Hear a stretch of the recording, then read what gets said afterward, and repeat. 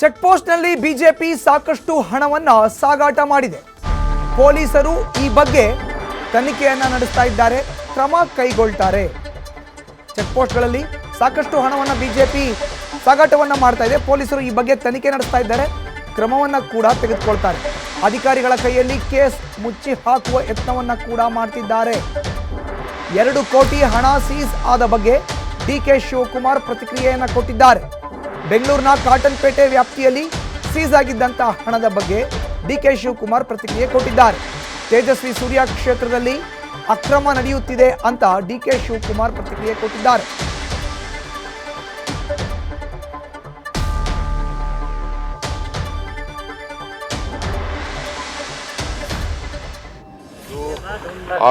ಆ ಪೇಪರು ಇಡೀ ರಾಜ್ಯದ ಕಾರ್ಯಕರ್ತರಿಗೆ ಹಂಚ್ಬಿಟ್ಟಿದ್ದಾರೆ.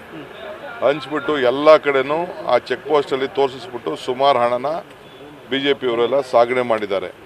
ಇನ್ವೆಸ್ಟಿಗೇಷನ್ ಮಾಡಿದ್ದೀವಿ. ಎಲ್ಲಿ ಅವರ ಫೋನು, ಅವರ ಟ್ರಯಲು ಎಲ್ಲ ಕೂಡ ಕಾನೂನು ಪೊಲೀಸವ್ರು ತೆಗೆದುಕೊಳ್ತಾರೆ. ನಾವು ಅದಕ್ಕೆ ಇಂಟರ್ಫಿಯರ್ ಆಗಲ್ಲ. ಅವರು ಆಫೀಸರ್ಸ್ ಕೈಯಲ್ಲಿ ಅದನ್ನು ಮುಚ್ಚಾಕ್ಲಿಕ್ಕೆ ಏನೋ ಒಂದು ಪ್ರಯತ್ನ ಮಾಡ್ತಾ ಇದ್ದಾರೆ. Law will take its own course.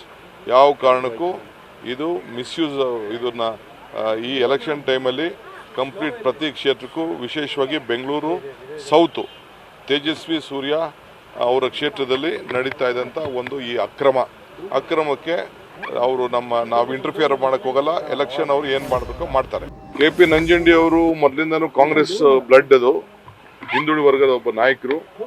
So ಅವರು ನಮ್ಮ ACC ಅಧ್ಯಕ್ಷರನ್ನ ಭೇಟಿ ಮಾಡಿದ್ದಾರೆ. ನಾನು ಅವರು ಹೋಗಿ ಭೇಟಿ ಮಾಡಿದ್ದೆ.